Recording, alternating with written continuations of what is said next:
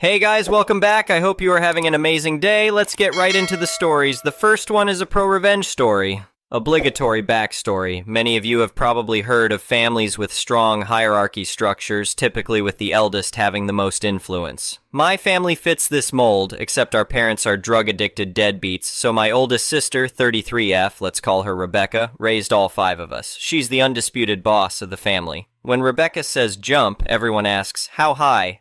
The focus of this story is my youngest sister, 22F, we'll call her Emma.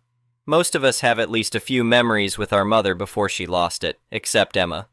For her, Rebecca is the only mom she's ever known, and Rebecca knows exactly how to exploit that. All of us left our parents' house as soon as we turned 18, except Rebecca. She waited until Emma and our brother were in their mid-teens before moving across the country. She quickly found jobs and housing for all of us in the same state. Emma begged for years to move in with Rebecca, but she always refused, claiming someone had to take care of our father and that she and her new husband needed privacy. That changed when Rebecca got pregnant. She finally allowed Emma to move in, and she's been there for the past 2.5 years, helping out.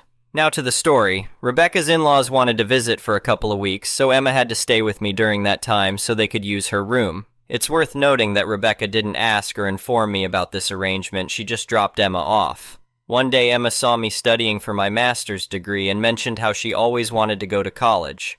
Our conversation went like this. Me, so why don't you? Emma, oh, I talked to Rebecca about it, but she said not everyone is the college type and that I wouldn't have time to work, study, and take care of Lily, the niece, at the same time. Plus, it's expensive. Me, most people work and study simultaneously and she could put Lily in daycare. I'm sure it wouldn't be much more expensive than what she's already paying you. Emma, she doesn't pay me, she already provides food and shelter, and if I need money, I just pick up a shift at work. This is how I discovered that my sister wasn't just babysitting, but also cleaning the entire house for free every day. She was only working 8 hours a week at her regular job because she was too busy taking care of our niece. Long story short, it took weeks to convince Emma to apply to community college and then more weeks for the actual process, but she finally got confirmation she would start in September. All of this was done behind Rebecca's back. Emma planned to tell everyone the next time we got together, which would be on Independence Day. But before that could happen, Rebecca gathered everyone at her house to announce she was pregnant again. Emma started crying because she realized she wouldn't be allowed to go to college. Rebecca got deeply hurt and offended that Emma had planned this behind her back. I intervened. Our other siblings chimed in. It quickly turned into a mess. How could you do this to me? Rebecca yelled at Emma. Who's going to take care of the babies? I can't believe you'd be so selfish. If you like Sarah so much, go stay with her. These were just some of the things she said. She kicked Emma and me out, and Emma stayed with me until they made peace. Both of our other siblings reached out, one to say I should have minded my own business, and the other to tell me she was on my side but wouldn't say anything openly. After that, Emma moved back in with Rebecca and didn't go to college, but they agreed she would get paid $8 an hour and be allowed to take more shifts at her job until the baby was born, then go to a real college after the child turned one. I know it's messed up, but all of them, especially Emma, worship Rebecca like a god. I waited a year to act on my revenge, making sure Emma had saved enough money to live on her own. The revenge. First, I researched the legality of paying a homeless person in food and shelter. In the US, depending on the state, it's legal as long as you don't cross the line where the person becomes an employee. For example, you can give the person a list of tasks you want done, but you can't specify that it has to be completed in a certain time frame. You also can't require someone to be somewhere at a specific time. You can ask, but not demand. It comes down to word choice. You also have to comply with rental laws. If local laws require 30 days notice for tenants, you must give 30 days notice to this person as well. I had proof of the entire situation, including several screenshots of Rebecca admitting to not paying Emma, not allowing her to move out or get a job, and kicking her out whenever she wanted. All these technicalities seemed pointless since no one would sue her. But that didn't matter. I just wanted to make sure her boss knew that if she were to be sued, it would be an open and shut case. Rebecca works for a civil rights attorney's office, so discovering she has a modern-day slave would likely get her fired. I could have created a burner email and sent everything to her boss, but then they'd explain to her why she was getting fired and that would get Emma and me in trouble. So what did I do? Rebecca was always complaining about one of her bosses who hated her and had tried to get her fired for ages. I went to the company website, found the woman, thankfully she was the only Vanessa who worked there, and located her on Instagram and Facebook. She had a post tagging her yoga studio. I created a membership at that studio and spent weeks figuring out which class Vanessa attended. I finally found her and started going to yoga every Tuesday and Friday at 8 a.m. for months, slowly building a friendship. Around 3 months in, Vanessa asked to follow me on Instagram. I was prepared, having deleted the few pictures I had with Rebecca. After 9 months, when our friendship was solid, I brought up the crazy coincidence that I discovered she worked with Rebecca. Before things could get awkward, I said, "It's ironic that she works for civil rights, considering, everything." That caught Vanessa's attention. I told her everything and showed her every screenshot. I could practically see her eyes shining. They had their own history that's not important to the story. All you need to know is, Rebecca is awful, and Vanessa wants revenge as much as I do. I explained Emma's situation and why Rebecca could never know about this. This is why befriending Vanessa was so crucial. If I had just sent them the proof and explained the situation, they probably would have ignored it. This was a legitimate reason to fire her, and they wouldn't risk firing her for a minor mistake and potentially getting sued. I sent Vanessa the files with her promise that Rebecca wouldn't hear about this, but she needed it to convince the other owner, who was the reason Rebecca hadn't been fired yet. 2 months later, Rebecca was fired for minor mistakes, tardiness, and general poor productivity. It may seem like a small victory, but I loved visiting her during the 4 months she was unemployed. She looked so tired and miserable all the time since she had no money to pay for a babysitter, and Emma was away at college, so she actually had to take care of her children. Moral of the story, check on your siblings. They might be living in a modern slavery arrangement. The next one is an entitled people story. I never thought owning an RV would turn my life into a suburban nightmare, but here we are. It all started when my wife and I decided to buy a modest 25-foot RV for weekend getaways. We'd always dreamed of exploring the great outdoors, and with our kids getting older, it seemed like the perfect time. We live in a quiet neighborhood with decent-sized lots, so parking the RV in our driveway wasn't an issue, or so I thought. Enter Karen, our next-door neighbor from hell. The day after we brought the RV home, I was outside washing it when I heard a shrill voice behind me. "Excuse me, what do you think you're doing?" I turned around to see Karen, hands on her hips, glaring at me like I'd just committed a capital offense. Just washing my new RV, I replied, confused by her hostility. "You can't park that monstrosity here, it's against the rules," she screeched. I was taken aback. "What rules?" "We don't have an homeowners association, and the city allows RV parking on private property." Karen's face turned an alarming shade of red. "Well, we should have an homeowners association to prevent eyesores like this. It's ruining the neighborhood's aesthetics," I tried to reason with her. "Look, Karen, I understand it's a change, but it's my property and I'm not breaking any laws," she huffed. "We'll see about that," and stormed off. I thought that was the end of it, but oh boy, was I wrong. The next day, I came home from work to find a bright orange sticker on my RV. Violation: oversized vehicle must be removed within 24 hours. I was furious. I knew this had to be Karen's doing, but I also knew there was no such rule in our neighborhood.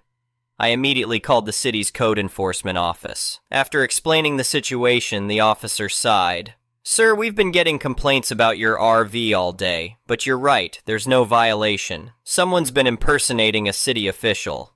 I thanked him and hung up, my blood boiling. I marched over to Karen's house and knocked on the door. When she answered, I held up the fake violation sticker. "Care to explain this, Karen?"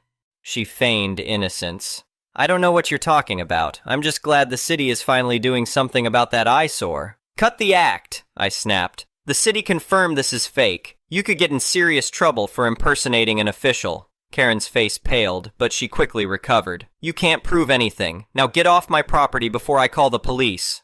I left, but I wasn't about to let this go. The next day, I installed security cameras around my property, making sure to capture any activity near the RV. It didn't take long for Karen to make her next move. 2 days later, my cameras caught her approaching the RV at 2 a.m. armed with a can of spray paint. I watched in disbelief as she started to vandalize my property. I called the police immediately. They arrived just as Karen was finishing her masterpiece. Crude stick figures and the words, "trailer trash," spray painted across the side of my RV. The officers caught her red-handed, or should I say paint-handed. Karen tried to play the victim, claiming I had threatened her and the RV was a danger to the neighborhood. The officers weren't buying it. Karen was arrested for vandalism and filing false reports. As they led her away, she screamed, "You'll pay for this! I'll sue you for everything you've got!"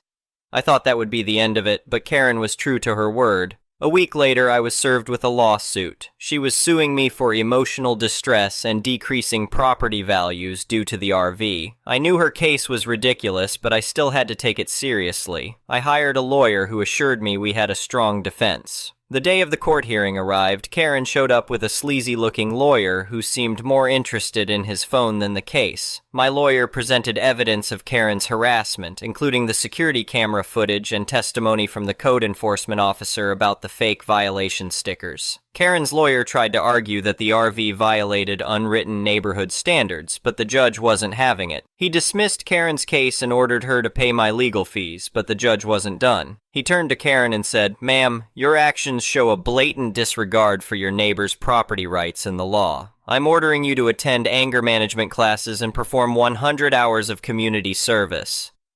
Karen's face turned that familiar shade of red as she sputtered in disbelief. As we left the courthouse, my lawyer patted me on the back. "Congratulations. It's not often we see justice served so swiftly in these neighbor disputes."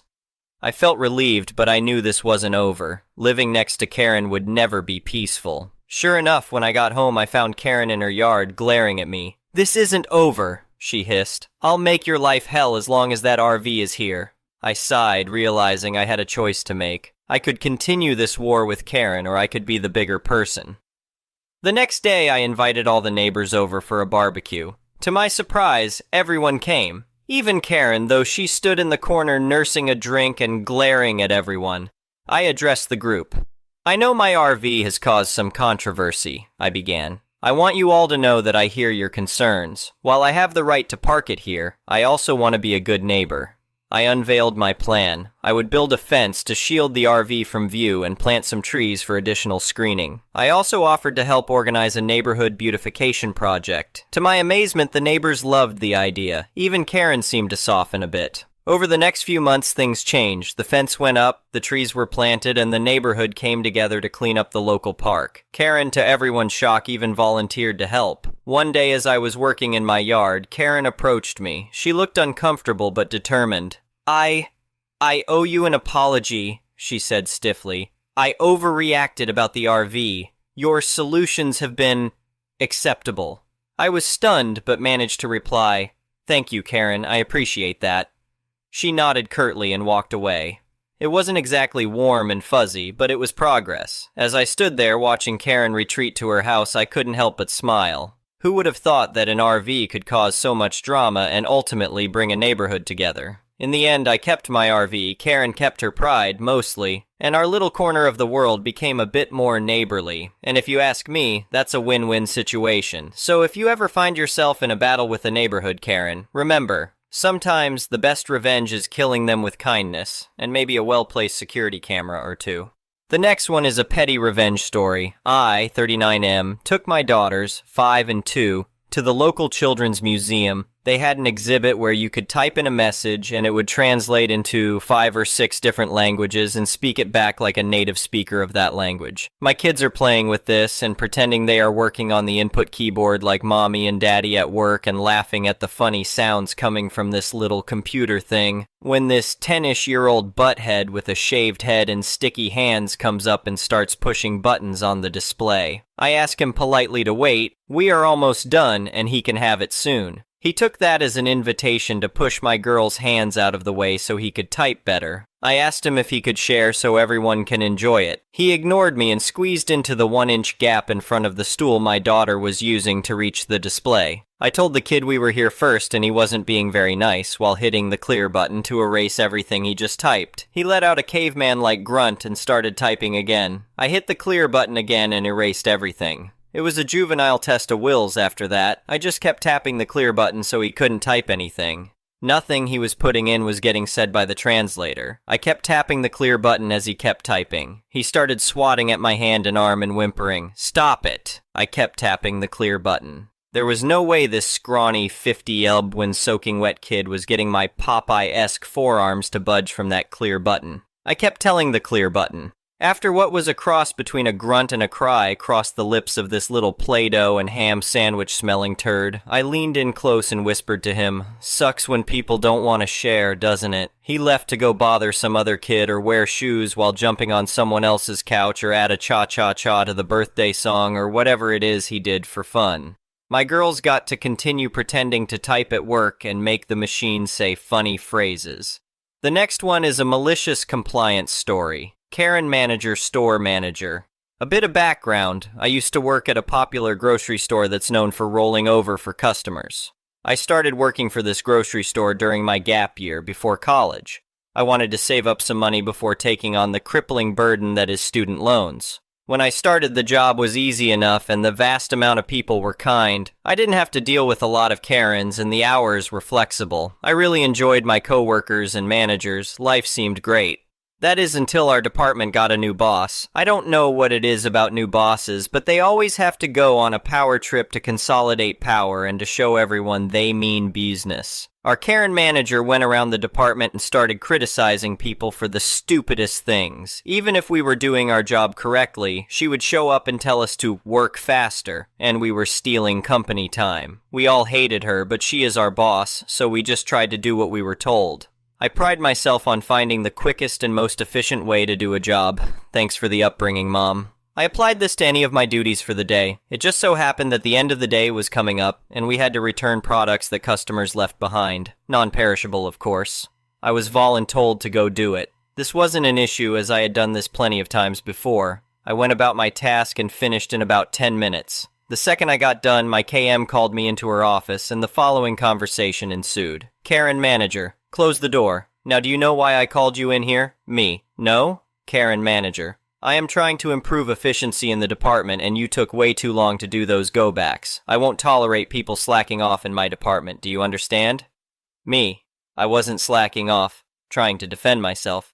I was just cutting me off, she reiterated, Karen Manager. Do you understand? Knowing I was being railroaded, I just said sighed and said yes. Karen Manager. To ensure you don't slack off again, you are forbidden from doing any more go-backs. I don't care if the store manager tells you otherwise. This is my department, and you will do as I say. I'm the boss. I get a smile on my face as I realize what she just said. I nod my head and reply, me. Understood. I won't do go-backs no matter what. My Karen Manager replied with an umbrage smile and said, Karen Manager, good. Now go back to work and don't forget what I said. I'm the boss. I turned around so she couldn't see my crap-eating grin and said, me. Don't worry, message received loud and clear.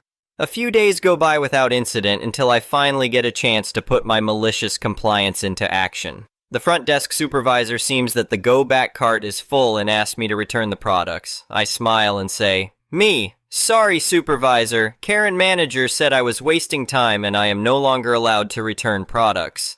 The supervisor gives me a weird look but just shrugs and tells another coworker to do it instead. This cycle continues on for the next month. One day, the store manager happens to be manning the front desk. The end of the day rolls around and he looks at me and says, Store manager, hey OP, we have a lot of go-backs and I need you to return them. Me. Sorry, store manager. I'm not allowed to do go-backs anymore on account of slacking off. Store manager looks frustrated and says, Store manager, I don't care if you are allowed to or not. I am telling you to take these back.